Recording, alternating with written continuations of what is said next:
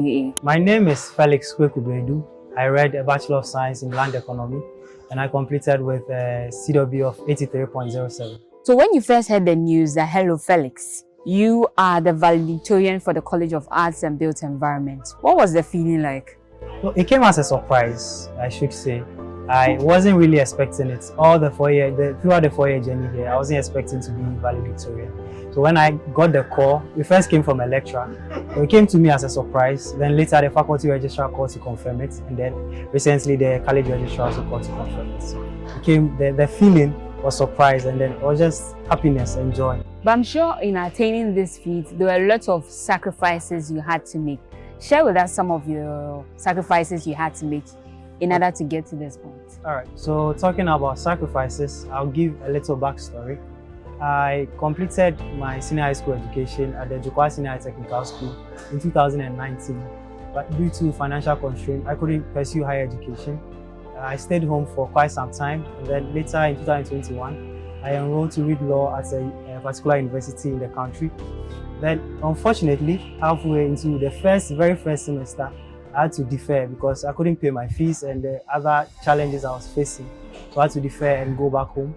Then, while I was home during that period, somebody introduced me to the Mastercard Foundation Scholars Program here at KNUST, which I applied. Unfortunately, at the latter part of 2021, I was offered a scholarship. And thanks to the foundation scholarship, I was able to come here, void of any financial challenge.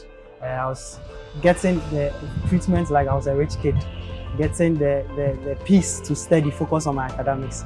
So yes, that is like a sacrifice I had to make, was leaving the law behind, like I said. But also thank you to the Mastercard Foundation, because even if they hadn't come in, then probably higher education would have been my life story. So. Now let's talk about some of the challenges you had to face. Share with us your biggest challenge whilst reading this particular course. The biggest challenge of my journey here, I would say, is the program itself. I struggled with certain modules in the program. I didn't know much about what the program was about. I just knew some courses, like there was law. A major part of the program was law. So I came for it because of my love for law. But then coming into it, I realized there were much more to it than the law that I had fallen in love with. There was surveying, there was building, construction. Those are courses I had no background in. So I was struggling to cope with those ones. So that, I would say, is my biggest challenge, was my biggest challenge throughout this journey. But then I'll say now that I've fallen in love with the program. Each and every course of the program I've fallen in love with.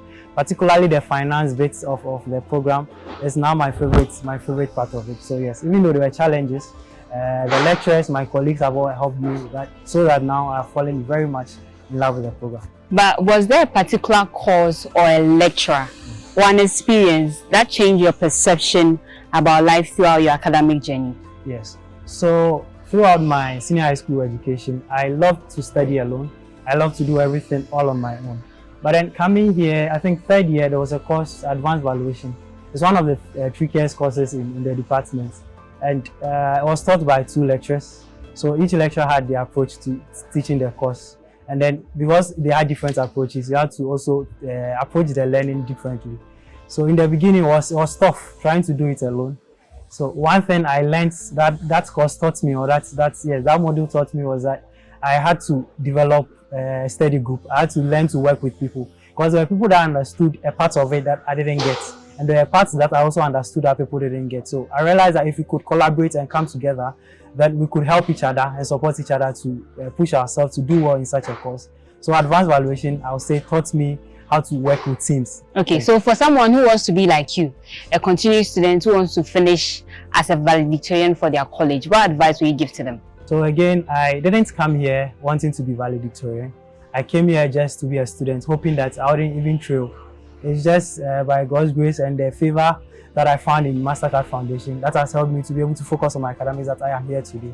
And also, I would say the colleagues I worked with that helped me to study. So if somebody wants to be a valedictorian, what I would say is that, first of all, you should learn that you cannot do this on your own. You should learn to collaborate with people, work with people, because no matter how good you are academically, there will be a particular cause that you struggle with, that you need people to support you in. So you should learn to work with people. Again, I would say that learn to work on what you have right in front of you. You want to be valedictorian, all right, but don't focus too much into the future. Be micro ambitious. Focus on what you have now. work on it and do it well. Because if you are in first year, if you are in second year, and you succeed in the courses in second year, and you succeed in the courses in the next year, all those will come together and help you to become the valedictorian. So don't focus too much on the valedictorian you want to be. Focus on what you have now and do it very well. Yes. Thank you so much. Thank you too. Thank you.